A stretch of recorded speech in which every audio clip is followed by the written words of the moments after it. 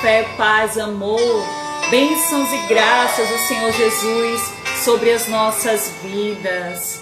Iniciamos com essa canção, dizendo que Deus consagrou um povo escolhido, o amou profundamente desde toda a eternidade. Deus nos ama, meus amados e minhas amadas, e hoje nós vamos receber um servo ungido e muito especial para tratar sobre um tema muito importante para nós que professamos a fé na Igreja Católica, a fé na Igreja, a Igreja fundada por nosso Senhor Jesus Cristo. Nós tivemos como o nosso primeiro Papa, São Pedro. Pois é, meus amados, e hoje é dia de aprendermos e bebermos da fonte, recebendo mais uma vez o nosso formador oficial, uma bênção do Senhor Jesus para nós.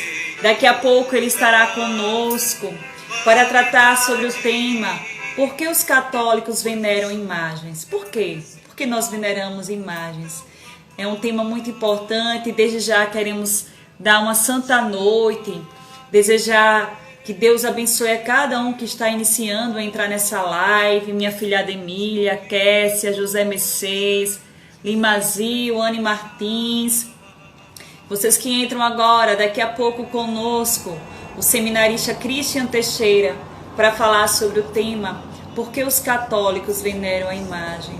Enquanto o Christian entra, vamos desde já clamar a presença do Espírito Santo sobre nós. Vamos pedir que o Espírito Santo venha conduzir todo o nosso pensar, todo o nosso ouvir, todo o nosso falar, sentir e agir. Pedir misericórdia a Deus por todos os pecados que nós cometemos hoje e ao longo de cada dia da nossa história. Agradecer a Deus por tudo que Ele realizou em nossas vidas.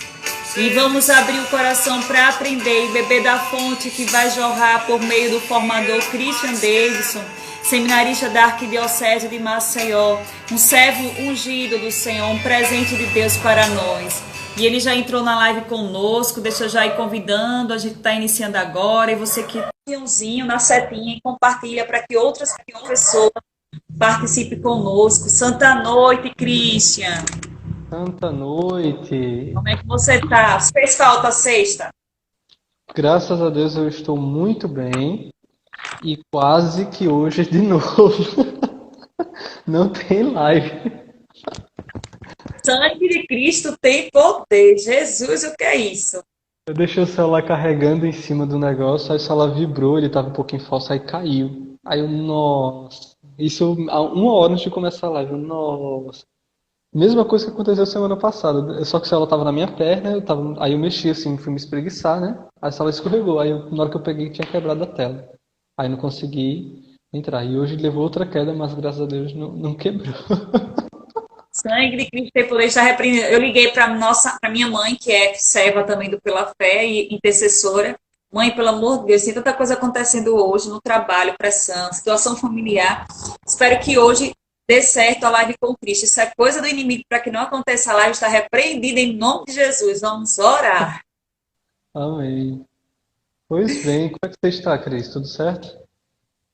Estou mais ou menos, mas vai ficar tudo bem, com a graça de Deus, né? Deus, Ele é maravilhoso, Ele é conosco, dias de muitas lutas e batalhas, mas Deus tem falado muito, né? Diante das dificuldades, diante das situações que Deus, Ele tem. Em todos os momentos Deus fala conosco, né? A gente precisa estar com os nossos sentidos disponíveis para entender aquilo que o Senhor quer falar, aquilo que o Senhor vem nos ensinar através de qualquer situação que nós enfrentarmos no nosso dia a dia. Então, nós como cristãos temos que entender que quando se é cristão, como diz a canção que o padre Fábio Melo canta, eu não sei nem quem foi que escreveu aquela canção, eu esqueci. Quando se é cristão, não se para de lutar até chegar ao céu. Então, vamos lutando, né? Cada dia. E vocês que já estão entrando, algumas pessoas ainda estão se adaptando ao horário, vocês que vão entrando, já vai lá na setinha, compartilha para que outras pessoas também possam partilhar. Eu vou fazer o mesmo também agora. Boa noite, Luísa. Deixa eu mandar aqui também para o povo aqui no meu Instagram. Vamos lá, vamos mandar para as pessoas, para que a gente possa iniciar, compartilhar esse momento tão importante Christian, eu já estou com o caderno na mão, com caneta, porque eu quero aprender porque é que nós católicos veneramos imagem. Mas eu quero aprender de um jeito com você, só do jeito que você sabe ensinar, para que eu saiba também responder como você sabe responder. Eita, meu Mas Deus. comigo, eu fico naquela live depois, assistindo. Você disse, olha, se tiver alguém que entrou agora, se for evangélico, volta lá no início da primeira live para entender porque a igreja canoniza os santos. Esse Cristo é. Eu já quero ver você, eu fico imaginando você como quando se ordenar padre. Já estou imaginando. Deus do céu, tem que, né? Amém. Com fé em Deus, chegarei lá, né? Falta pouquinho tempo, falta só uns 10 anos ainda. Uns 8, 9 anos por aí. Nessa A faixa. Ana Lúcia, nossa intercessora, já colocou. Salve a Maria, avante na missão que Deus lhe confiou. Menina, a Marina, eu acho que é Marina o nome dela, Sabino. Marina. Mandou uma mensagem tão linda falando sobre você que eu me emocionei. Ela A dizendo assim, Marina ele não é uma grande. presta. Olha, bem, se ela dizendo, ele não presta. Foi isso não, pelo contrário. Foi tudo ao contrário, foi Marina, graça e paz. Ele é maravilhoso, ele é isso, ele é aquilo outro. Pois bem. Vamos fazer uma Ave Maria para iniciar? Pode começar, pode puxar. Ave Maria, cheia de graça, o Senhor é convosco. Bendita sois vós entre as mulheres, e bendito é o fruto do vosso ventre, Jesus. Santa Maria, Mãe de Deus, rogai por nós, pecadores, agora e na hora de nossa morte. Amém. Que a Virgem Maria possa vir nos nossos corações, que ela possa vir na nossa mente, que ela possa vir no nosso entendimento, e ela abra a nossa alma para acolher tudo que nós vamos aprender hoje, e dessa maneira a gente possa amar cada vez mais a Santa Igreja. Ó Maria concebida sem pecado, Rogai por nós que recorremos a vós. São Maximiliano Maria Kolbe, Rogai por nós. Nossa Senhora da Assunção, Rogai por nós. em nome do Pai, do Filho e do Espírito Santo. Amém. Nossa Amém. amada Santa Dulce, né? Hoje a igreja também faz um momento memorável. Eu recebi até um vídeo, quero deixar registrado na Missão Faça-se. Recebi o vídeo, assisti, me emocionei. Gratidão. Usando a arte para evangelizar. Pois bem, ô Cris, lembra de fixar o tema? Vou colocar o tempo.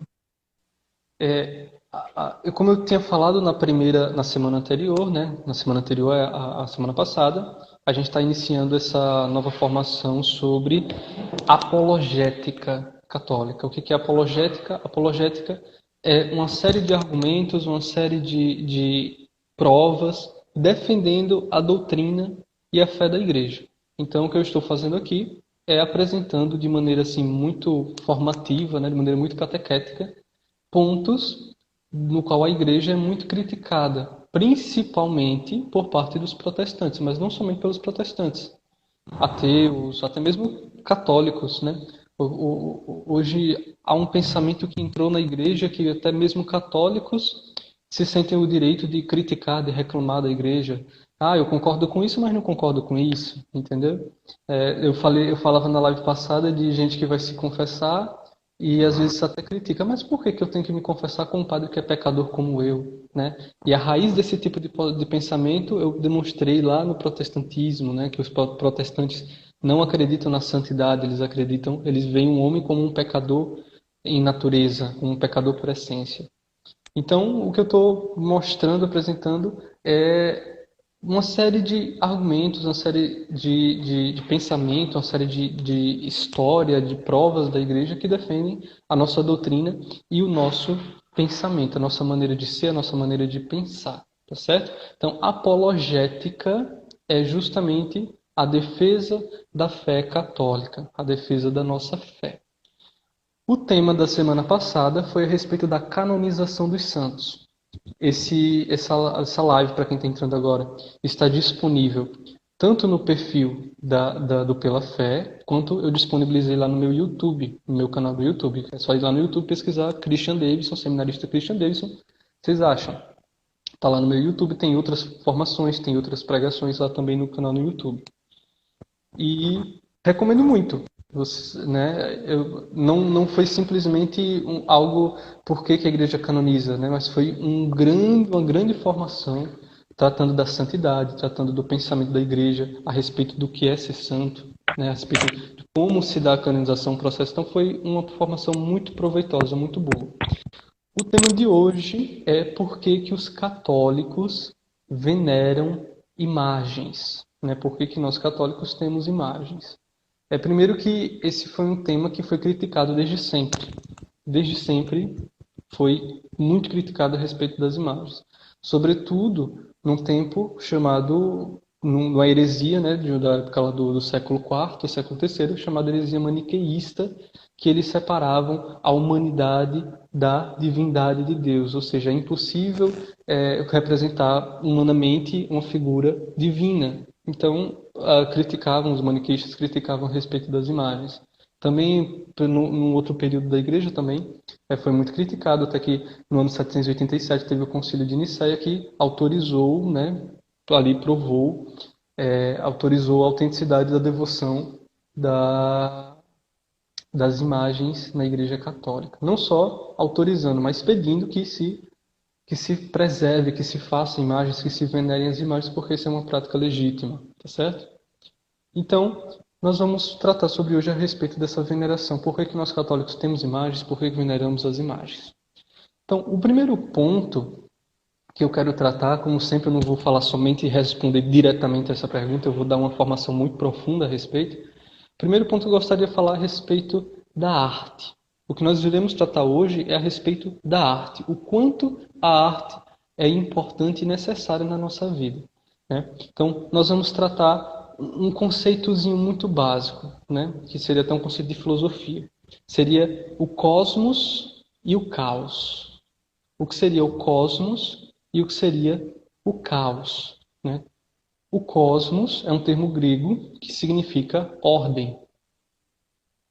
Essa ordem, ela foi designada pelos gregos, foi estudada pelos gregos como um sentido do universo. O universo, ele é ordenado, ele tem uma ordem. O universo, ele age de uma maneira ordenada. O que seria o caos? O caos seria a desordem. Então, cosmos, ordem, caos, desordem. Desde sempre, os filósofos perceberam que o mundo, o universo, ele sempre foi cosmos, ele não é caos, né? Tanto que o Big Bang em si, recentemente, em 2008, foi descoberto, foi aprovado, né, uma nova teoria a respeito do Big Bang, porque antigamente, quando um padre católico falou a respeito do Big Bang, ele falou que seriam dois átomos que teriam se unido e teriam explodido e causado e criado, gerado todo o mundo através de um longo tempo de evolução, né? Através de um longo tempo de desenvolvimento, um longo tempo, mas que essa explosão teria sido de uma maneira ordenada. Justamente por essa questão de dois átomos terem expandido, explodido, nunca seria possível que eles tivessem explodido de maneira ordenada, porque se você pega uma bomba e você explode, você percebe que aquilo que acontece é um caos. Não é nada ordenado. Tudo vai para um lado, tudo vai para o outro. Não tem ordem nenhuma. Então, dois átomos, se eles se explodissem, eles iriam expandir e explodir de uma maneira totalmente desordenada. O que foi descoberto em 2008, ou aprovado cientificamente, é que, na verdade, não aconteceu uma explosão através de dois átomos. Aconteceu essa explosão através de um ponto. Um ponto único que cresceu, ou se expandiu, ou explodiu, mas apesar dessa explosão ser contestada, mas ele se expandiu de maneira ordenada. Mas o que acontece? Isso nos questiona, pelo menos a mim me questiona. Para se expandir algo do nada, de um ponto fixo, né, de maneira ordenada, é preciso que alguém ordene. É preciso que uma pessoa com uma mente de artista, com uma mente que esteja planejando, pensando, desejando, vendo como é que vai fazer, planeje esse crescimento, essa expansão de um ponto fixo de maneira ordenada. De maneira que o sol nasce todas as manhãs, o sol se põe todas as tardes, de maneira que as flores crescem porque tem um oxigênio, também tem a água e tem nutrientes que fazem com que ela cresça, de maneira que a Terra faça um ciclo anual em volta do Sol e outros planetas também, que todos esses movimentos do universo, não só da nossa galáxia, mas de todo o universo, são necessários para a sua própria existência. Todo o universo, ele age de maneira ordenada, de maneira que flui, de maneira que ele consegue existir porque ele tem um movimento próprio, mas de maneira ordenada. Então, o que a gente vê, na verdade, é que o universo, ele é uma obra de arte. O universo, ele é uma obra de arte. E que obra de arte linda, né? Há um tempo atrás as pessoas não tinham noção do quanto o universo é belo, né? Depois do século passado para cá, né? Com a expansão da ciência, né? A gente percebe o quanto o universo é grande e belo em muitos pontos, né? Então, sabendo que o universo em si, que é a criação de Deus, ele foi criado por uma pessoa e essa pessoa é Deus, de maneira artística, a gente vai a Jeremias 1, no versículo 5. Deus diz a Jeremias que antes de criá-lo, antes de formá-lo no seio da mãe dele, Deus já o conhecia. Jeremias, antes que eu te criei, antes que eu te formasse no seio de tua mãe, eu já te conhecia. E eu já te designei profeta das nações. Jeremias capítulo 1, versículo 5. Ou seja, o Senhor, antes de operar, de fazer manualmente, de criar, de agir na criação de uma pessoa, mas no caso a gente se expande a todo o universo, Deus já o desejava, Deus já planejava, Deus já sonhava com ele, Deus já o conhecia, Deus já dava a ele uma finalidade, né, que era ser profeta de todas as nações, como está lá em Jeremias. Deus já o imaginava, Deus já tinha a imagem, o amor, Deus já o amava. Até chegou um determinado momento, na Cronos, no tempo nosso, no tempo cronológico, em que Deus agiu e Deus criou Jeremias. Mas antes de criá-lo, Deus já imaginava. Mas quando Deus criou, Deus foi mais um artista que fez mais uma obra de arte. Ou seja, nós somos uma obra de arte. Nós somos obra de arte. Em Gênesis 1, Deus cria todo o mundo. Né? Então esta obra de Deus foi feita sabiamente, de maneira ordenada pelas mãos de Deus. Ele quis que tudo fosse feito da maneira que fez. E quando ele faz o homem, ele fez o homem à sua imagem e semelhança. Ou seja, Deus, que é um ser transcendente, que é espírito, ele habita em outra dimensão, né? Digamos assim. Deus, ele cria fisicamente uma imagem própria. Ele cria o homem à sua imagem e semelhança. Ou seja, nós somos imagem. Então, quando a gente fala que os católicos veneram imagens, né, nós somos imagens. Nós somos imagens criadas pelas mãos de Deus. Tanto que lá em Gênesis vai falar que do barro ele modelou o homem, né? Ele modelou o homem do barro. Deus modelou, Deus formou. E a gente fica olhando, a gente olha a beleza humana, não só na maneira externa, né? Não só o que nós vemos externamente. Eu admiro particularmente o ser humano muito mais interiormente. Não estou falando das virtudes, não estou falando da forma que ele age, da personalidade. Eu estou falando do que há dentro da pele, estou falando dos tecidos interiores, das veias, das artérias, dos órgãos, do funcionamento de cada coisa interiormente dentro de nós, que está aqui dentro da carne, né? Exteriormente, nós somos muito básicos, somos muito simples, mas interiormente é o que nos dá a vida, todo o movimento do sangue percorrendo todo o corpo, as ordens do cérebro por todo o nosso corpo, o funcionamento de cada órgão, detalhes, por exemplo, os nossos olhos é um estudo muito profundo a respeito dos nossos olhos. Cada detalhe do nosso corpo interiormente, o funcionamento do nosso corpo interiormente, é uma obra de arte que a natureza por si só não conseguiria fazer se não fosse de maneira ordenada, se não tivesse a ajuda de uma pessoa, de um ser divino, de um ser onisciente, que sabe tudo, e onipotente, que tudo pode. para fazer da maneira que ele sempre sonhou desde toda a eternidade. Então, com essas palavras, a gente pode dizer que Deus é o grande e o perfeito artista do universo, da humanidade e da vida. Olha que coisa bonita, né? Aí a gente vai e pensa assim: Deus não só... Oi, eu não estou te ouvindo, Cris, você falou alguma coisa? Peraí, não estou te ouvindo. Fala de novo. Fala. Deus, eu estou repetindo a frase que você falou, que Deus é o grande e perfeito artista do universo e da vida. Pois bem. Então a gente pensa dessa maneira. Deus, ele criou todo o universo, ele criou essa imagem, ele criou fisicamente isso que nós podemos ver e admirar, as imagens, a natureza, eu, você. Deus criou o universo, né? Tudo isso, mas Deus, ele não revelou o seu rosto. Deus, quando ele se apresenta no Antigo Testamento, ele se apresenta como uma nuvem, ele se apresenta como trovões, ele se apresenta como uma chama, ele fala com Moisés como se fosse numa torre, numa coluna de fogo, né? Ou uma coluna de nuvem, né? Na tenda. Tanto que quando fala do incenso, é justamente a presença de Deus, porque representando aquela nuvem que entrou na tenda ali que Moisés fez para ter o grande encontro. Então, quando a gente tem um incenso na missa, é uma das representações do incenso, é justamente a presença de Deus ali habitando no templo, porque o Senhor se apresentou como uma nuvem, né? Então, Deus, ele não mostrou o seu rosto, ele se mostrou de outras maneiras. Quando é que Deus mostra o seu rosto? Quando ele envia Jesus Cristo, e Jesus Cristo vem até nós e revela o rosto de Deus. E, sobretudo, quando Jesus se transfigura, né, que mostra a sua majestade, a sua divindade, que mostra o seu corpo glorioso, né?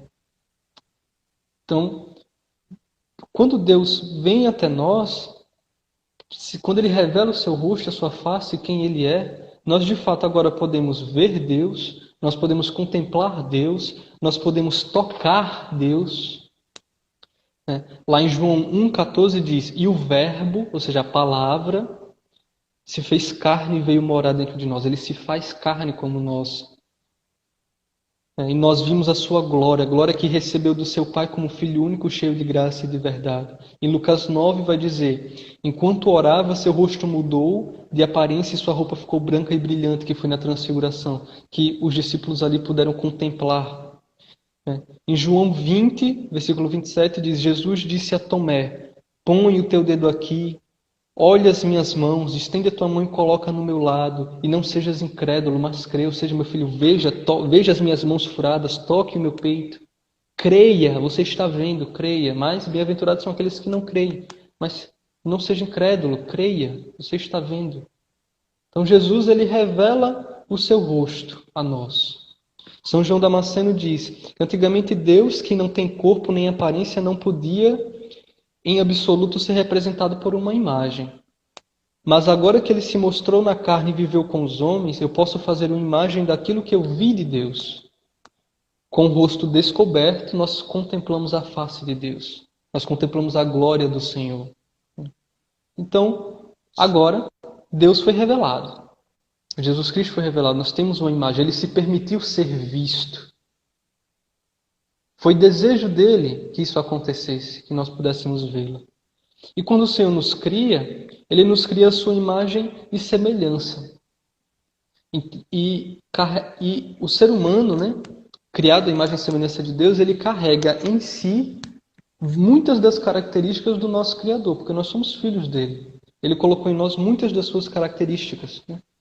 Uma dessas características é a nossa inclinação, dada por Deus, para produzir arte, para também ser artista. Já que Deus ele é o supremo artista, nós também possuímos uma certa tendência, uma certa, digamos, para ser artistas, para produzir arte, para se expressar, digamos assim, né? Se a gente não se expressar pela fala, mas a gente pode se expressar pela escrita, literatura. Literatura é uma obra de arte. A gente pode se expressar pela música, é uma obra de arte. A gente pode se expressar pela pintura, uma obra de arte. A gente pode se expressar pela escultura, é uma obra de arte. A gente também pode se expressar pelo teatro, que também é obra de arte, né? Então, da mesma maneira, nós temos essa inclinação dada por Deus para a religiosidade, nós temos a inclinação para o amor, nós temos a inclinação para a segurança, nós temos essas inclinações, essas tendências dentro de nós que nos encaminham, que nos guiam a buscar o amor, a segurança e entre tantas outras coisas, que tudo isso foi dado por Deus, que a gente deve conhecer a Deus e guiar, né, essas inclinações que nós temos para a maneira correta, para o local correto.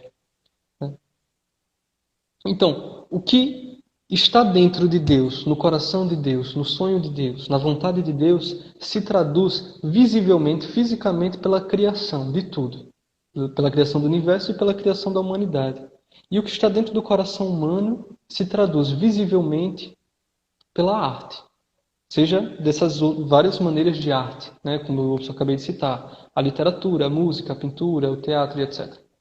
Então, aquilo que está dentro do nosso coração, naturalmente, ele vai ser traduzido por arte de alguma maneira. Pela dança. A dança também é uma obra de arte. Dependendo da dança, né? A gente não pode estar falando que toda dança é arte.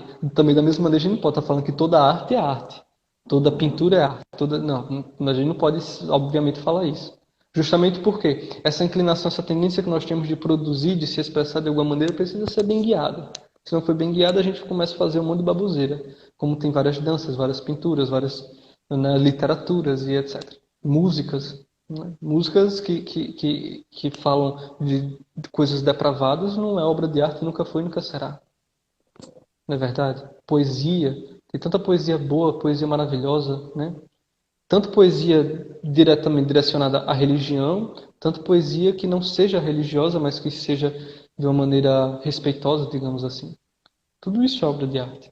Então é uma maneira de se expressar. Nós temos essa natureza em nós de ser artistas. Porque nosso Deus, nosso Criador, nosso Pai, Ele também é o grande e o maior dos artistas e colocou essa tendência de produzir arte em nós. Beleza até aqui? Então, já escrevi uma página e meia. Então eu dei um geral assim sobre a arte, né? Pois bem, então a Igreja Católica ela utiliza da arte e muito, muito, muito, muito mesmo. E isso é naturalmente bom e necessário, porque isso faz parte da nossa vida humana. Ser artista, ter arte, produzir arte. Sem arte a vida não teria graça, imagina, né? Mas há muitas críticas à questão das imagens, sobretudo as imagens da arte na igreja, por conta, sobretudo, dos nossos irmãos protestantes. Porque lá em Êxodo 30, 32, 34, né, tem a passagem ali do bezerro de ouro, em que Deus proíbe a fazer, né, as imagens para culto de adoração, ou seja, de idolatria àquela imagem, como se aquela imagem fosse um próprio Deus, fosse um Deus em si. Deus de fato proibiu criar ídolos. Deus proibiu, é terminantemente proibido criar ídolos. O que é criar um ídolo? É eu adorar algo ou alguém que não seja Deus. Ter aquela coisa ou aquela pessoa ou aquilo, que seja lá o que for, no lugar de Deus e adorar como se fosse um Deus. Isso é um ídolo. Então Deus proibiu terminantemente, obviamente, a questão do ídolo. Por quê? Porque ele é o único Deus e ele não divide a sua glória com ninguém, como fala a própria palavra de Deus. A nossa adoração, o nosso culto de adoração, que na Igreja Católica se chama latria, deve ser dado somente a Deus. A idolatria é a adoração, a latria, para os ídolos. Nós não fazemos isso. Me perdoe se tiver protestante lhe frustrar em dizer que nós católicos não sabemos nem o que é adorar a imagem. Eu sou católico há 22 anos e até hoje eu não aprendi a adorar a imagem. Inclusive, se alguém souber adorar a imagem, me ensine para que eu possa dizer o que é, porque eu não sei o que é adorar a imagem. Nós católicos não adoramos imagem. Nós temos imagens com vários objetivos. Um deles é a veneração, que não é e nem está perto de ser adoração. Tá certo? Então, A raiz desse pensamento protestante está justamente na proibição de Deus, que está na Bíblia, de criar ídolos. Então Deus fala lá, não faça para vós imagens com metal fundido, não crie para vós ídolos, eu sou o único Deus, não divida a minha glória, etc. Mas o que acontece? Lutero, ele não era contra as imagens. Inclusive, ele mesmo escreve que ele tinha uma imagem da Virgem Maria e ele tinha uma imagem de um crucifixo. Ele escreve isso no livro, cadê o nome do livro aqui? Contra os Profetas Celestiais. Neste livro, ele fala que ele possui imagens e ele ainda diz que quem quiser ter imagem, tenha. Quem não quiser também, meu filho, não tenha. É simples. São Lutero, todas eu falo São Lutero, Deus me livre. Lutero, ele fala isso. Ele falou, eu tenho a imagem da Virgem Maria do crucifixo, me ajudam a rezar. Que se você não quer ter imagem, não tenha. Mas, quem quiser, tenha, não é proibido. Até porque Lutero tinha consciência da questão da adoração dos ídolos. Sabe, diferenciar o que é um ídolo e o que é um ícone, o que é uma imagem prestada à veneração. Mas o que acontece? Um pouco mais à frente, no século XVII, Calvino e Ulrico Zwinglio, que foram reformadores também, né, nesse mesmo movimento da Reforma Protestante, eles proibiram qualquer tipo de arte na igreja por um objetivo, para que as pessoas prestassem atenção e tivessem ali uma consciência ou uma concentração reta na palavra de Deus. Já que o protestantismo ele se fundamenta sobretudo também na sola escritura, na palavra de Deus, na Bíblia, né? Bíblia. O Calvino e esse Ulrico Zwinglio, eles tiveram esse cuidado em retirar tudo que é arte da igreja para que somente a Bíblia fosse o centro. Por quê? Porque lá no Concílio de Nicéia, em 787, São Gregório, que fala isso no século V, ele diz que as imagens são a Bíblia daquelas pessoas que não sabem ler. Então, se eles possuem ali a Bíblia, se eles tinham oportunidade de ensinar diretamente da Bíblia, então não precisa de mais. Então vamos nos concentrar somente na Bíblia. Tira tudo, faz um quadrado, um retângulo, né? Bota as cadeiras aqui, um ambão no meio, né? Que os protestantes chamam outro nome de ambão, eu esqueci o nome. E vamos estudar a palavra, a Bíblia. Então, aí se criou essa cultura de retirar todas as imagens de uma igreja protestante. Mas não era de fato proibido. Não era de fato proibido. Um pouco depois, Eduardo VI, que era filho do Henrique VIII. Henrique VIII foi o rei da Inglaterra que criou o anglicanismo. O anglicanismo foi uma religião criada na Inglaterra em que esse rei Henrique VIII pediu ao Papa para se divorciar e ter um segundo casamento, né, um casamento de segunda união, que para a igreja é considerado adultério, e o Papa não aceitou. Então ele, tá bom, então eu crio a minha própria igreja. Então ele criou o anglicanismo. O filho desse rei Henrique VIII, o Eduardo VI, que já foi ali o primeiro rei da Inglaterra, já criado com a Inglaterra anglicana, ele decretou que qualquer lugar que tivesse imagem católica de qualquer tipo da arte católica fosse retirada da Inglaterra, justamente para facilitar esse pensamento anglicano na Inglaterra. Então, o anglicanismo, obviamente, é protestante, faz parte da Reforma.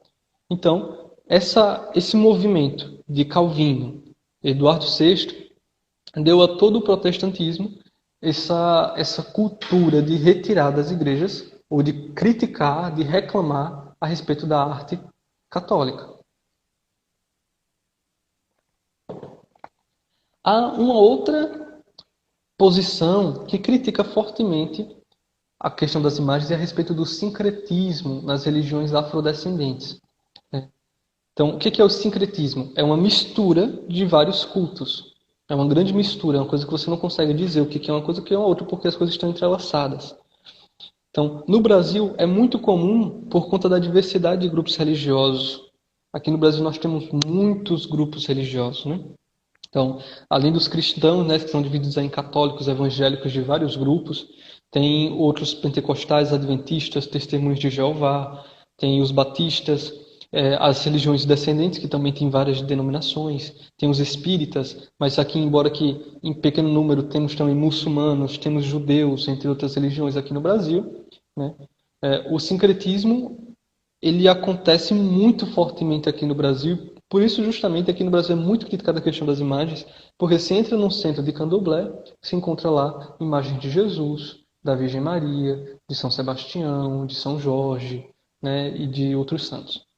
Então, imagina, para um protestante que já critica a Igreja Católica, dizendo que a Igreja Católica é um idólatra, porque fica idolatrando, adorando imagens, ídolos, etc., chegar no centro de candomblé e ver um monte de imagens católicas, vai dizer o quê? Nossa, aí os deuses católicos, né? Mas o que acontece? Nem mesmo os católicos e até mesmo uma parte dos candomblecistas aceitam essa questão das imagens do sincretismo. Nós católicos, nós reconhecemos que os candomblecistas, né, essas religiões afrodescendentes, passaram por um período na história que foi muito sensível, em que eles foram retirados de sua terra, vieram para a América, né, e aqui eles foram proibidos de cultuar a religião deles. Então, para eles cultuarem a religião deles de maneira que não fossem perseguidos, eles tiveram que adotar os santos católicos, as imagens católicas, para cultuar os deuses deles naquelas imagens católicas e assim não sofrerem, né, uma morte, uma perseguição, uma humilhação, uma flagelação e etc.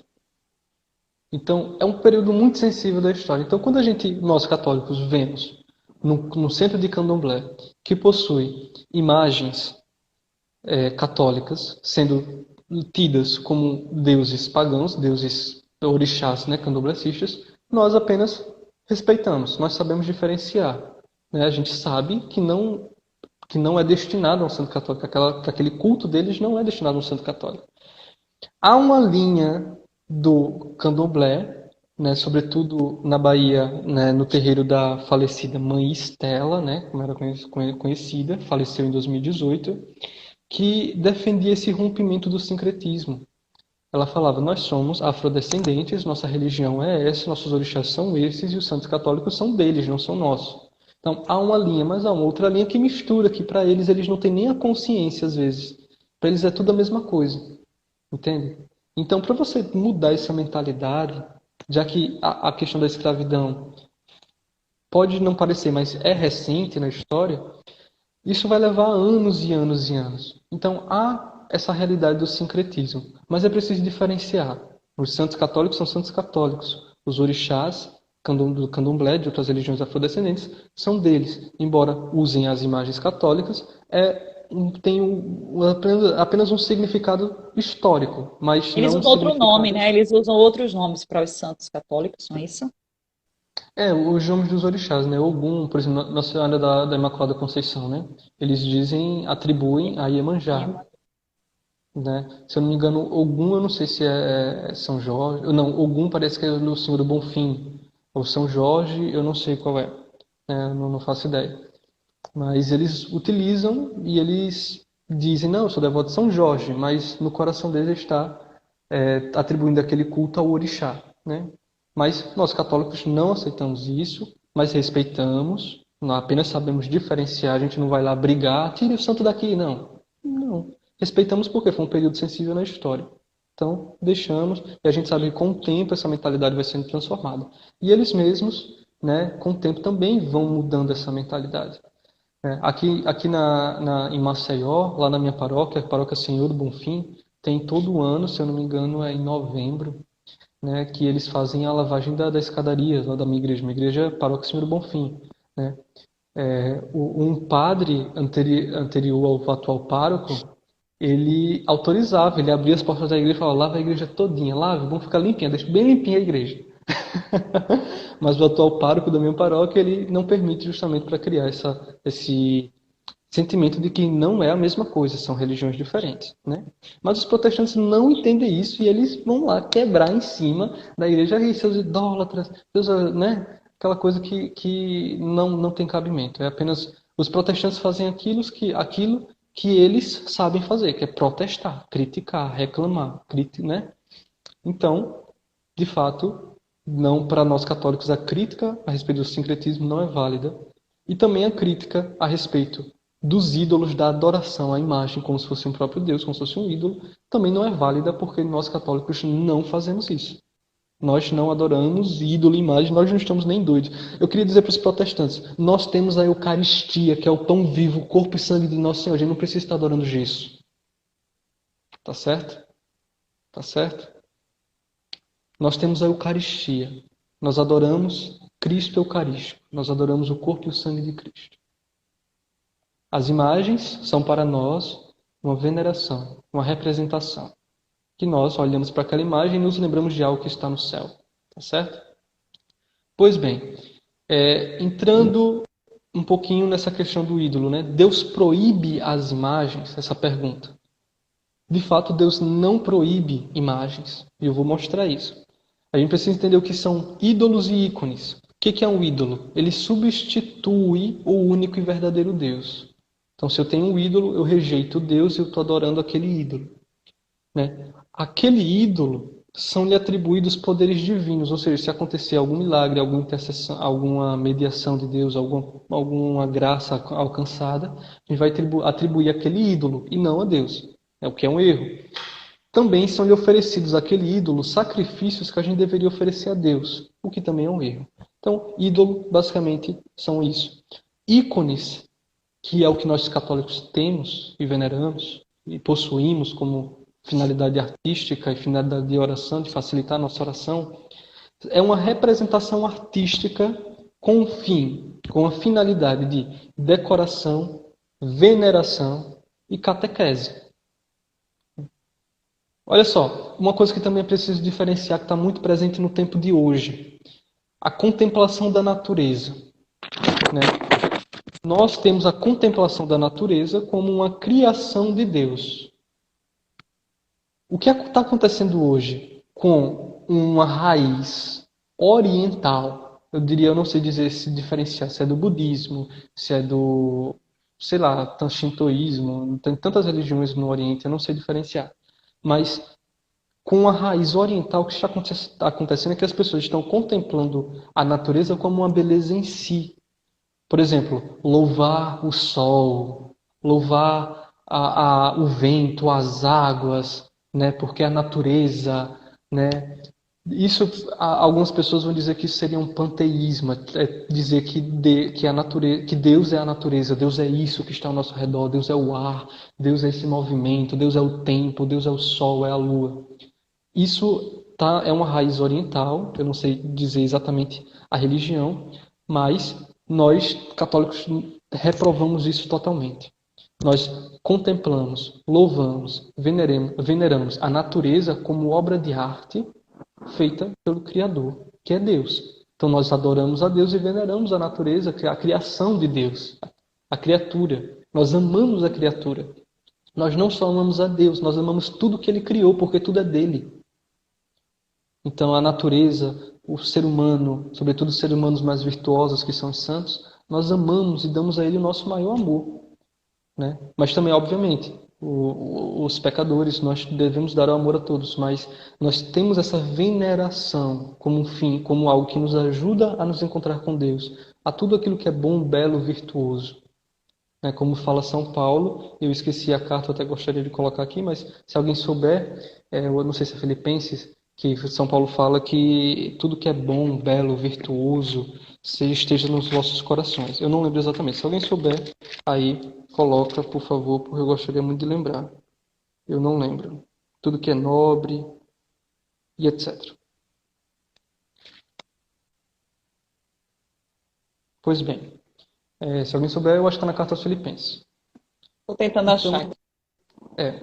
Então, ele fala tudo que é belo, tudo que é bom, tudo que é nobre, esteja nos vossos corações. Ele fala algo referente a isso. Então nós temos isso como belo, como bom, como nobre, como virtuoso, justamente porque isso pertence a Deus, isso nos leva a Deus. Então nós veneramos, nós amamos. Tá certo? Então, Deus proíbe essas imagens que são ídolos, em que nós substituímos Deus e adoramos como um Deus em si. Tá certo? Lá em Êxodo 32, 34, acontece que Filipenses 4. Filipenses 4. Pode ler o texto aí, esse versículo, por gentileza? E a paz de Deus que excede todo o entendimento. Deixa eu abrir aqui, viu? Eu coloquei o óculos já para poder enxergar. Deixa eu passar aqui. Você quer que eu vá só para esse trecho, não é isso? Se possível. Finalmente, irmãos, tudo que for verdadeiro, tudo que for nobre, tudo que for correto, tudo que for puro, tudo que for amável, tudo que for de boa fama, se houver algo de excelente ou digno de louvor, pensem nessas coisas. Tá em que versículo? Filipenses 4, versículo 8. Pois bem. Então, o que aconteceu lá em Êxodo 32, onde Deus proíbe, foi que Moisés subiu ao monte para encontrar com Deus, e lá, depois de um bom tempo, que eu não lembro bem assim, a respeito da passagem, os detalhes, mas depois de um bom tempo que Moisés já estava lá no monte, as pessoas, né, de Israel começaram a não mais acreditar em Deus e criaram para si um bezerro de metal fundido, né, e começaram a adorar aquele bezerro.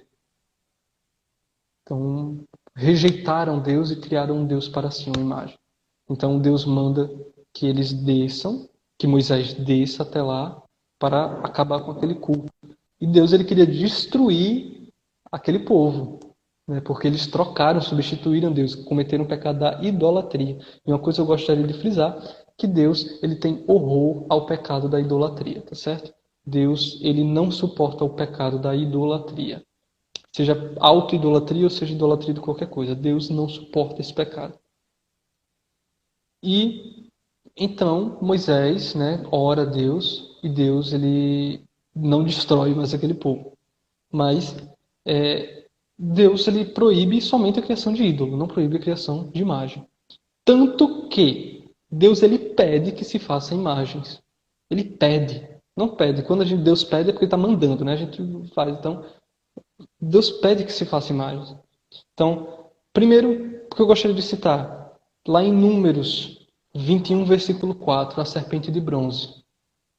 O povo de Deus estava pecando contra o Senhor, furioso, enviou serpentes para atacar aquele povo, o povo de Israel. E as pessoas começaram a morrer sendo picadas pelas serpentes. E então Moisés rogou ao Senhor e o Senhor mandou Moisés construir uma serpente de bronze, colocar em cima de uma estaca. E as pessoas que olhassem para aquela serpente e tivessem sido picadas pelas outras serpentes, ficariam curadas e não morreriam. Então, a serpente, ela é uma imagem. E as pessoas olharam para a serpente e ficaram curadas. Lá em João 3, versículo 14, Jesus é comparado a essa serpente. Tanto que na tradição da igreja a gente fala que a estaca que levantou a serpente é a cruz que levantou Jesus. No Antigo Testamento olharam para a serpente de bronze e ficaram curados. No Novo Testamento a gente olha para a cruz e ficamos curados dos nossos pecados. Então é uma comparação, tá certo? Em Êxodo 25, 17 ao 22, uma parte em que Deus pede que se façam querubins de ouro para colocar lá no templo. Então, na Arca da Aliança eram colocados 2 querubins, um de cada lado. Eram imagens.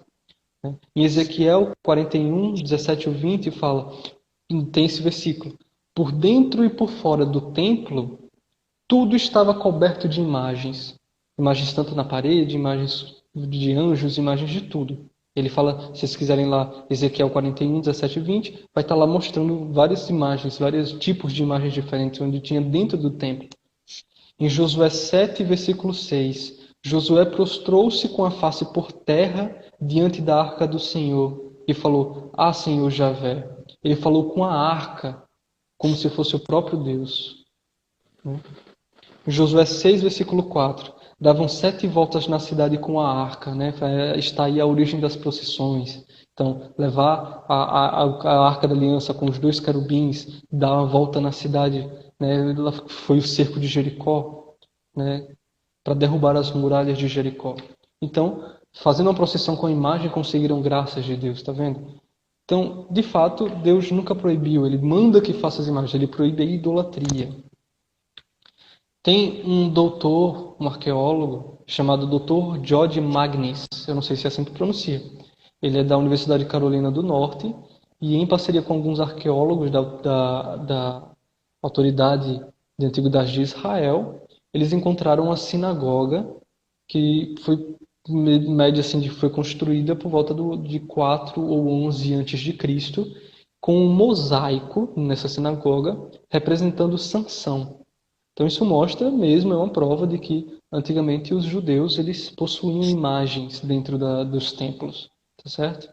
Então essa questão das imagens totalmente aceita pela Bíblia, biblicamente, é muito normal, digamos assim.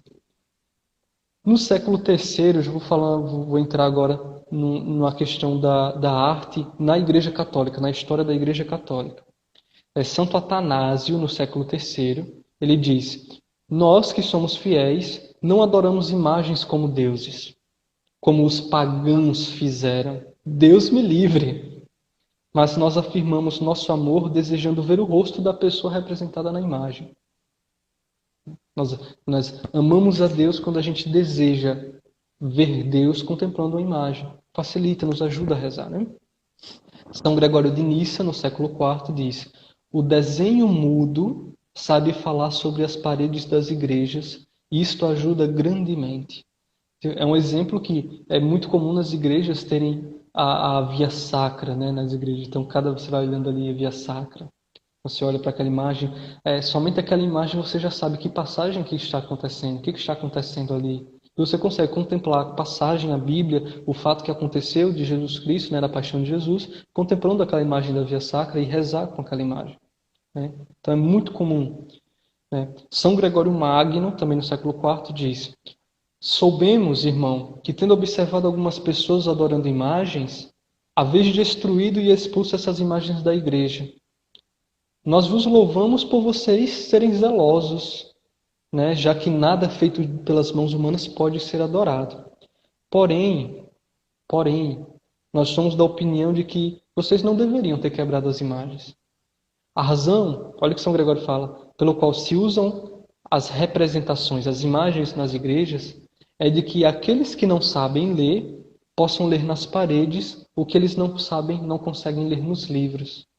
Portanto, irmãos, vocês deveriam ter conservado, proibindo ao povo e ensinando ao povo que eles não adorassem. Simples. Ou seja, o que ele está falando, mandou uma carta em que as pessoas tinham quebrado as imagens porque viram alguém adorando. Ele fala: não, as imagens são boas, vocês deveriam ter ensinado ao povo a não adorar. Simples. Mas as imagens em si não representam perigo. Né? A falta de catequese do povo, sim, mas as imagens em si, não. São João Damasceno, no século VIII, diz: o que a Bíblia é para os que sabem ler, as imagens são para os que não sabem ler. Antigamente, Deus, que não tem corpo nem face, não poderia ser representado por uma imagem. Foi aquilo que eu disse no começo, né? Mas ele veio até nós, viveu com os homens, e agora eu posso fazer uma imagem do que eu vi de Deus. A beleza, olha o que ele fala, São João Damasceno: a beleza e a cor das imagens estimula a minha oração. Né? Da mesma forma que o espetáculo dos campos estimula o meu coração para glorificar a Deus. No segundo concílio de Nicéia, no ano 787, teve essa autorização, esse decreto, digamos assim, a respeito do culto das imagens nas igrejas. Como a cruz sagrada e vivificante está em toda parte configurada como um símbolo, assim também as imagens de Jesus Cristo, da Virgem Maria, dos santos, dos anjos, né, bem como dos santos homens piedosos, devem ser incorporadas na fabricação dos vasos sagrados, das tapeçarias, das vestimentas e etc.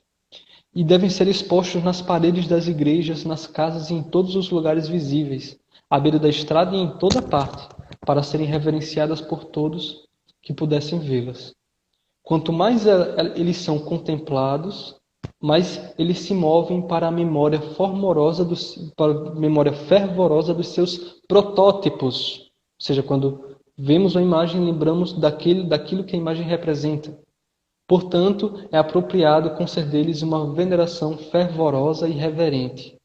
Não, no entanto, a verdadeira adoração, que, de acordo com a nossa fé, só pertence ao ser divino. Pois a honra conferida à imagem passa para o seu protótipo E quem venerar a imagem, venera na realidade aquele que está representado, que ali está representado. Então, o concílio da igreja, a igreja define muito claramente que a adoração devemos a Deus. E quando nós veneramos uma imagem, nós veneramos aquele protótipo que ela representa. Isso é o concílio de Nicéia de 787. Teve digamos que não diria um certo decreto, mas uma forma de clarear lá concílio no concílio de Trento, em que também se fala a respeito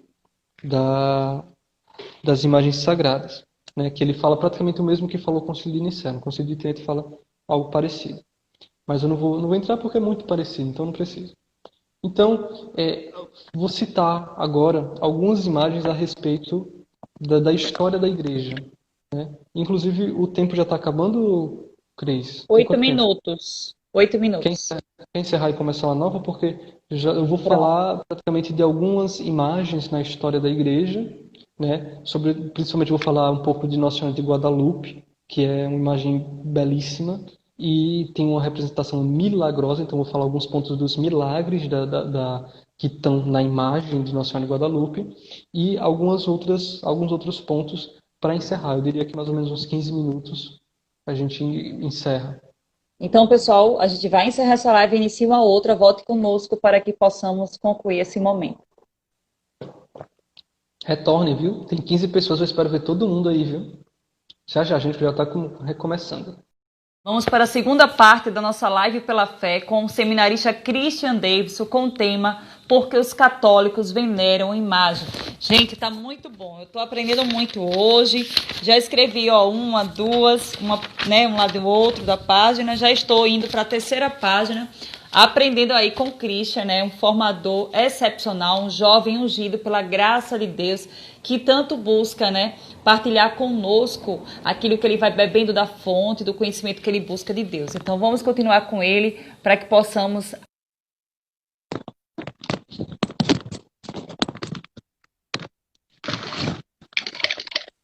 Oi, Christian. Estamos de volta.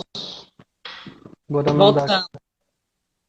Vamos mandar aqui pro povo. Deixa eu só continuar aqui, colocar o título novamente para quem de repente chegar agora. Esses dias está bem corrido, Christian, trabalhando, correndo, 5 minutos antes. Na hora que eu falei com você, foi a hora que eu tinha acabado de trabalhar. Você está bem cansada, né, Cris? Tô, enxaqueca também. Por isso que eu tô com os olhos, dá para perceber, né? Sim.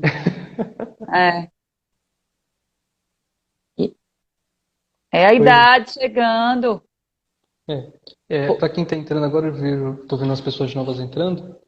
Eu falei no começo sobre a questão artística, o quanto a arte é essencial, o quanto a arte é importante. E Deus é o principal artista, é o grande artista, né? Então, Deus, como artista, ele colocou em nós também essa marca de ser artistas. Então, eu falei sobre isso, eu falei um pouco sobre as críticas protestantes, falei sobre o sincretismo, falei sobre, na questão bíblica, né, na proibição das imagens, falei sobre a permissão, né, o pedido de Deus para que se façam imagens na Bíblia. Acabei de falar, né, sobre a questão da tradição da igreja, né, várias frases logo no primeiro século, no primeiro milênio, perdão, da igreja a respeito das imagens de santos como São Gregório, São João Damasceno. E agora eu vou falar a respeito de algumas figuras, de algumas imagens que possuímos, que são muito importantes, e alguns detalhes muito importantes a respeito da imagem na história da igreja. Christian, só rapidinho. Gente, não deixe de assistir a primeira live. Christian falou coisas muito importantes. Eu já anotei 3 páginas, só para vocês terem noção. Coisas lindas. Eu anotei diversas coisas. Nós somos imagens criadas pelas mãos de Deus, um grande artista. Deus é o grande e perfeito artista do universo e da vida. Então, depois confere lá. O Christian também sempre coloca no canal dele no YouTube. E daqui a pouco ele fala melhor pra gente. Pois bem. Eu acredito também que o começo dessa formação foi muito proveitoso, assim, porque eu falei do quanto Deus ele foi um artista do universo, né?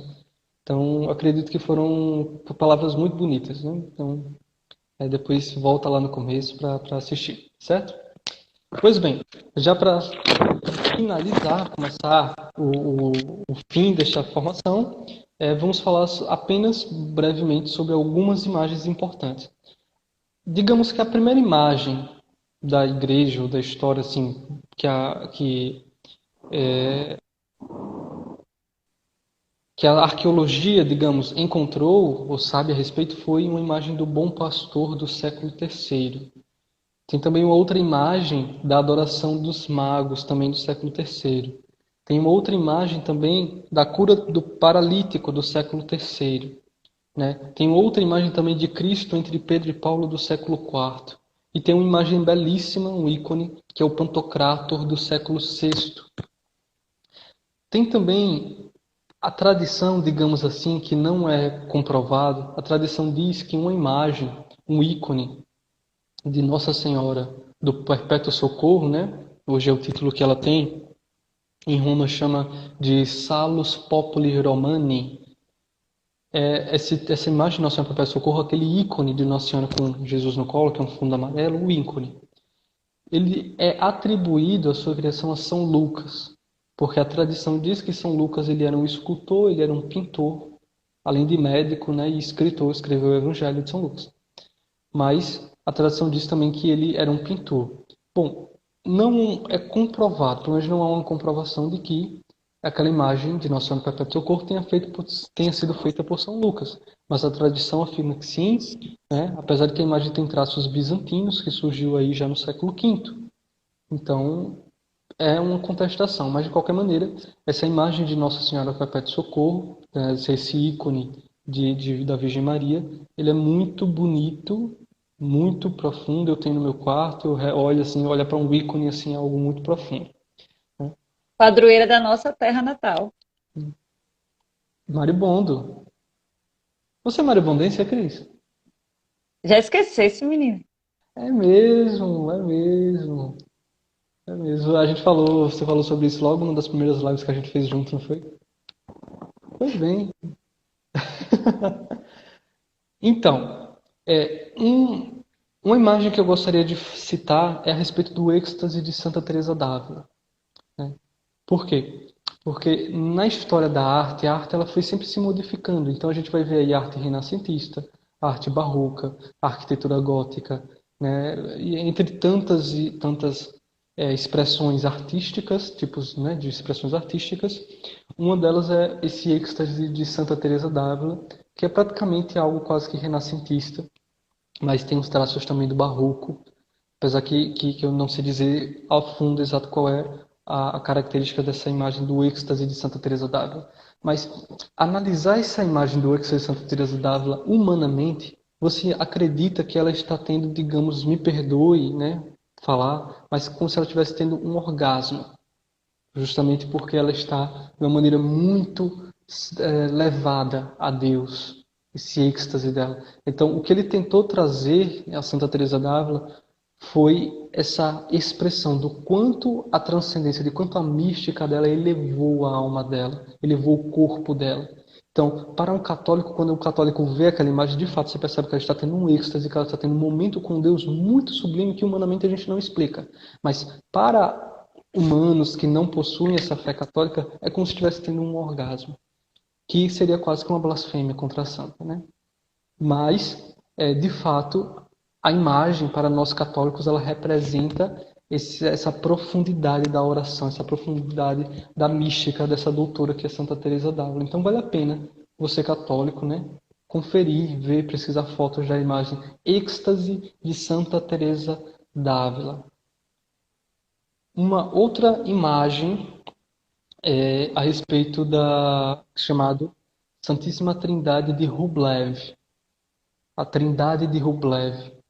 Esse é um ícone que possui 3 anjos, né, em uma mesa, em que esses 3 anjos possuem o mesmo rosto e que são a Santíssima Trindade. Por quê? Porque a Santíssima Trindade, como não apresentou o seu rosto, ela é representada de uma figura celestial com 3 anjos, com o mesmo rosto, já que ele é o mesmo Deus em uma só pessoa. Ou são três pessoas em um só Deus, né? Então, eu gostaria de indicar para você que está em casa anotar. Anote esse nome, Santíssima Trindade de Rublev, e você vai pesquisar isso no site centroloyola.org.br. Por quê? Porque esse site ele explica de maneira muito clara e muito simples detalhes deste ícone, Santíssima da Trindade de Rublev, que são muito, muito importantes. Então vai valer muito a pena por questão de conhecimento, a questão de cultura mesmo, a questão de conhecimento, de ver detalhes em uma imagem que a gente olha assim, às vezes a gente não imagina, mas possuem detalhes que são perfeitos. É considerado um dos melhores ícones da história. Então vale muito a pena estudar um pouquinho sobre a Trindade de Rublev, tá certo? Um outro detalhe que eu gostaria de citar é a respeito de uma heresia chamada jansenismo. Jansenismo com J, tá? Jansenismo com J e o senismo é com S. Jansenismo.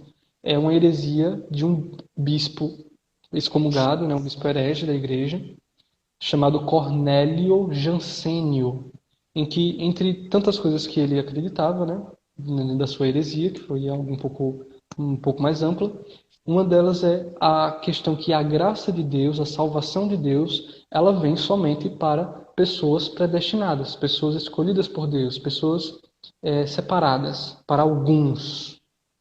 Tá certo? Então, o que acontece? Por que eu citei essa heresia jansenista? Porque, como ele acredita que a salvação, que a morte de Cristo na cruz, foi somente para alguns, para os escolhidos, para os predestinados, a arte jansenista é um reflexo do pensamento jansenista. Então, se em algum momento você vê um crucifixo em que Jesus está com os braços, ao invés de abertos, está com os braços levantados e não olhando para baixo, olhando para cima, esse é um crucifixo jansenista. É um crucifixo herético.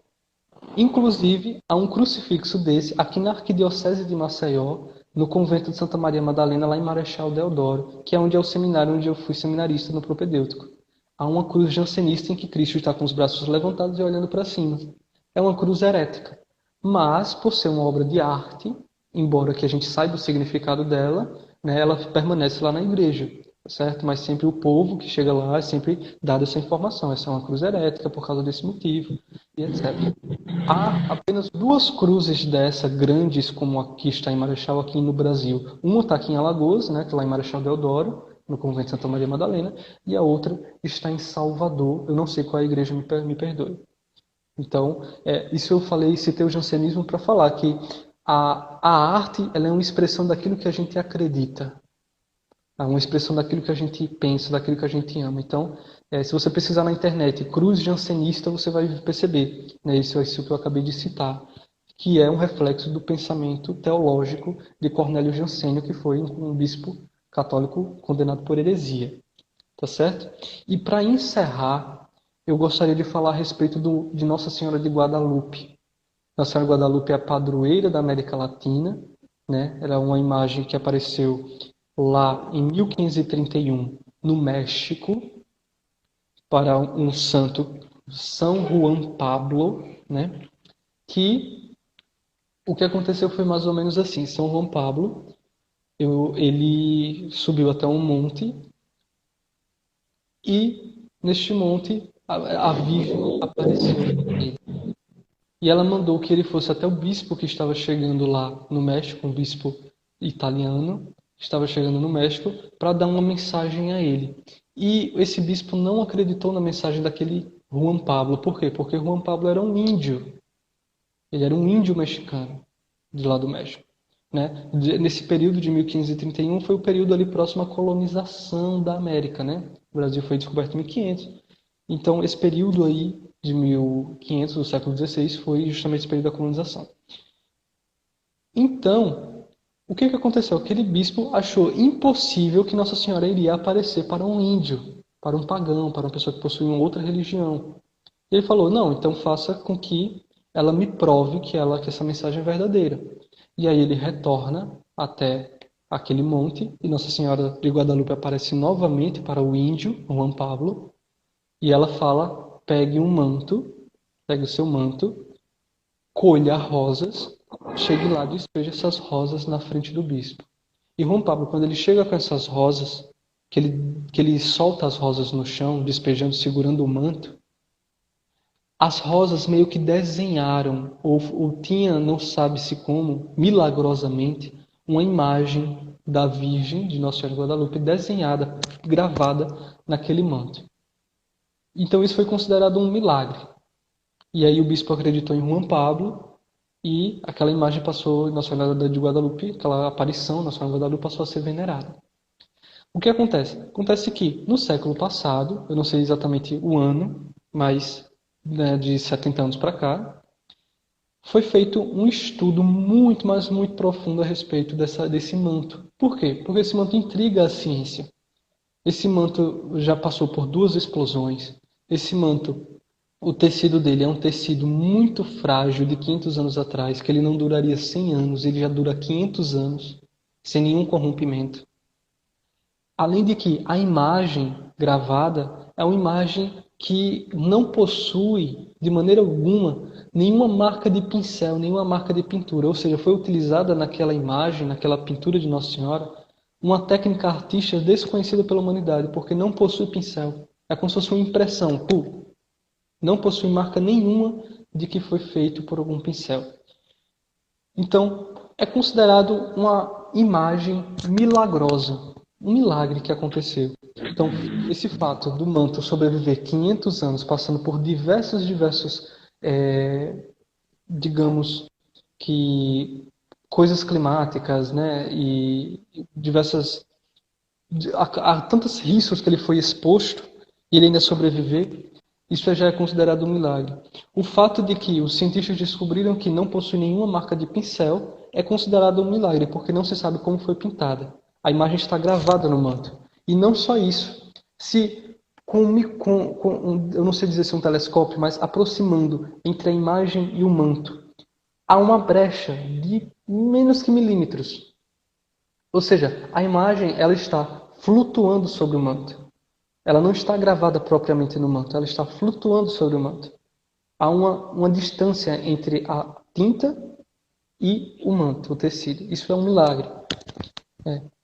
O local da pintura, o local onde está pintada a imagem da Virgem de Guadalupe, embora que o tecido seja um tecido áspero, um tecido grosso, um tecido ruim, o local onde está a pintura, o manto, ele se configurou e é como se fosse uma seda, o que seria impossível. E não só isso. As tintas, a coloração, as cores gravadas na imagem, utilizadas nessa pintura, são cores que os cientistas tentaram descobrir e descobriram que aquelas cores não existem na Terra. Você não consegue fazer uma mistura com minerais, ou seja, qualquer coisa que você possa utilizar para fazer uma tinta que seja naquela tonalidade, naqueles tons, naquelas cores. São cores impossíveis. Há um outro detalhe que é muito profundo, que intrigou muito a ciência, que depois de muito tempo descobriram, que nos olhos da imagem, embora que sejam milímetros, pequenininho, há uma figura, foi descoberta uma figura, quando se aproxima 2.500 vezes, nos olhos da Virgem, há dentro dos olhos da Virgem, em milímetros, a imagem, a figura de 13 pessoas. 13 pessoas que sabem quem são. 13 pessoas identificadas. Essas 13 pessoas são as 13 pessoas que estavam ali na frente de São João Pablo, na hora que a imagem foi... na hora que o manto foi descido, né, deitado, e estava a Virgem de frente para o bispo, alguns padres, tinha algumas índias também que estavam ali trabalhando, como se fossem escravas, etc. Tinha um total de 13 pessoas. Então essa imagem das 13 pessoas estão gravadas nos dois olhos da Virgem, com um detalhe. Se a gente percebeu... Travou um pouco a conexão dele, mas daqui a pouco retorna. Vamos aguardar um pouquinho. O que aconteceu? Travou, foi? Travou, foi. Mas eu acho que já está normal, né? Sim. Pois bem, o que eu estava falando aqui, nos olhos da Virgem está gravada a imagem de 13 pessoas, que são exatamente as 13 pessoas que estavam lá na hora que São João Pablo apresentou o manto com a imagem da Virgem. Com um detalhe muito intrigante. Nós temos dois olhos. São dois olhos laterais, os dois olhos não são, nós não temos um olho central, né? E é um globo ocular. Nossos olhos são redondos. Então, nossos olhos, a gente enxerga como se fosse uma fusão, não é isso? No nosso cérebro, ele capta a fusão dos dois olhos. Na imagem da Virgem, se a gente fechar, na verdade, se a gente fechar um olho, a gente enxerga mais para um lado, se a gente fechar o outro, a gente enxerga mais para o outro. Na imagem da Virgem, nos olhos da Virgem, essas imagens de 13 pessoas, elas estão perfeitamente alinhadas como se fossem olhos humanos, sabe? Então, neste olho, vê um pouquinho mais para cá, e neste olho vê um pouquinho mais para cá. Diferença pouquíssima. Mas enxergar essas 13 pessoas nos olhos da Virgem, é impossível olhos humanos. Ou seja, se a gente for lá enxergar, aproximar, a gente vê os olhos da Virgem, a gente não vai enxergar, somente com a aproximação de 2.500 vezes. Ou seja, é impossível uma pessoa pintar 13 pessoas dentro daquele olhinho, daquele globinho pequenininho ali, ó. Impossível. Ou seja, é um milagre. Um outro detalhe é que o tecido de Nossa Senhora de Guadalupe, ele possui uma temperatura de 36,6 graus Celsius, que não é uma temperatura constante. Varia entre 36,6, 36,8, 37,1, 36,9, ou seja, exatamente idêntico à temperatura de um corpo humano. Ou seja, é como se a imagem estivesse viva. Isso são apenas alguns dos pontos que a ciência atesta como milagre neste manto da Virgem Maria. Alguns dos pontos. Eu convido você a pesquisar depois. Tem documentários, tem vídeos, tem sites falando muito bem todos os pontos que a ciência descobriu a respeito do manto da Virgem Maria. São apenas Olha aqui, alguns. Eliane colocou, Maria viu pelos olhos de Deus. Então, eu acabei de citar, né, vários pontos para que você também pesquise. Eu citei a questão da cruz jansenista, porque é um reflexo da teologia jansenista. Eu citei a Trindade de Rublev, que é um ícone que tem um conteúdo teológico muito bom, para você pesquisar lá no site centroloyola.org.br. Tá me escutando, Cris? Sim, eu estou escutando normalmente. Então acredito que a Dora deve estar com um probleminha no telefone dela. Eu estou escutando normalmente. Eu pedi para você pesquisar sobre o êxtase de Santa Teresa d'Ávila, porque é uma imagem muito bonita, também um pouco intrigante, por parte de quem não é religioso, não tem religião, não tem uma certa religião, né? E peço também para que você pesquise a respeito do manto de Guadalupe. Por quê? Porque essa imagem do manto de Guadalupe representa toda a crítica, derruba toda a crítica protestante a respeito das imagens. Por quê? Se é uma imagem milagrosa, que Deus deu para nós de maneira milagrosa, que a ciência prova que é um milagre, que não tem comprovação científica de como aquela imagem tem tantos detalhes assim, de fato, Deus nos presenteou com uma imagem a ser venerada. Isso está na história da igreja. Então isso é o que não pode ser negado. Tá certo? Então, eu acredito que até agora tudo que eu falei sobre a imagem já dá uma boa catequese, uma boa formação a respeito das imagens, né, Cris? Assim, deixa eu ver se meu caderno responde. Fora aqui, né, que eu já fico na pesquisa, né, porque eu quero, apesar da mente cansada já da enxaqueca, eu quero aprender mais. Christian, gratidão, acho que realmente foi uma aula, né, é uma formação, cada live com você é uma formação que faz com que a gente reflita. Eu fico pensando, enquanto você está aqui falando, eu fico pensando como é que você consegue aprender tanto, viu? Tão novinho, aprender tanto. Eu anotei muitas coisas importantes. Com certeza vou ter que assistir mais, porque para compreender melhor, eu sempre faço isso. Que possível, eu volto para assistir as lives que são formativas, para que eu possa aprender, porque você conseguiu ir desde da formação do universo, do cosmos, do caos, da ordem, até chegar em Nossa Senhora de Guadalupe.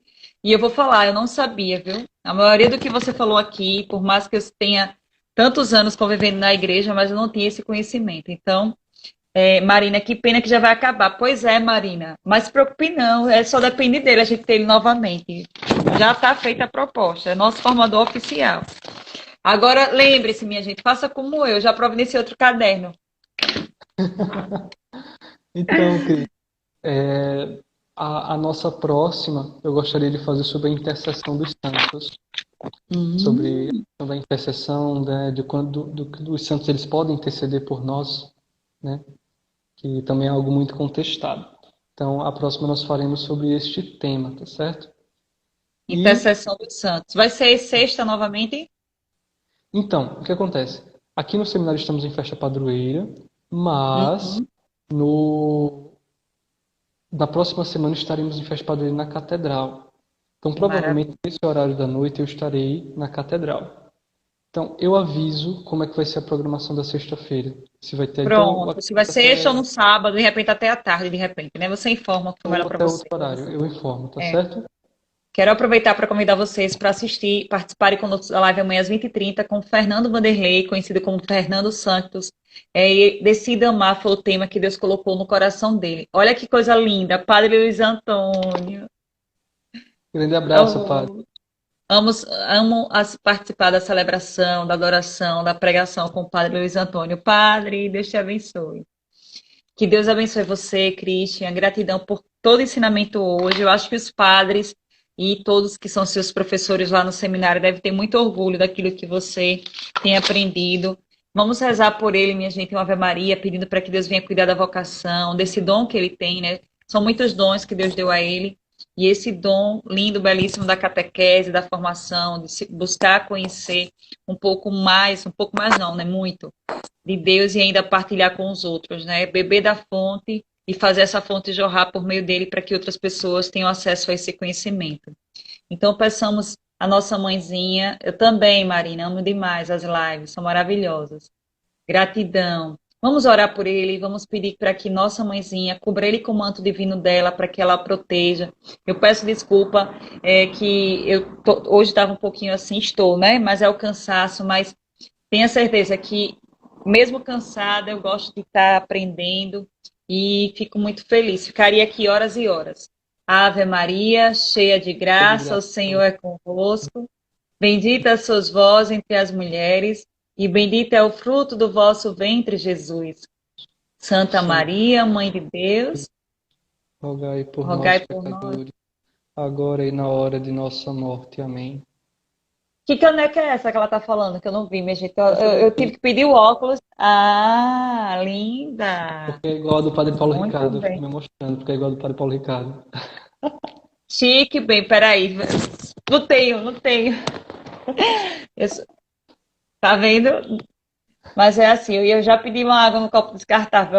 Tô brincando. Deus abençoe, até amanhã com a graça Amém. de Deus. Ó, o Joaquim colocando, é a caneca do Padre Paulo, tá vendo? Todo mundo observou. Minha gente, nem de óculos eu consegui observar antes, pelo amor de Deus. Deus abençoe, graça Fica e com paz, Deus. graça e Paz. paz. Fé, paz, amor, bênçãos e graça na vida de todos nós. Se estivermos reunidos, estaremos sempre reunidos em nome de Deus que é Pai, que é Filho e Espírito Santo. Amém. Amém. Fica com Deus.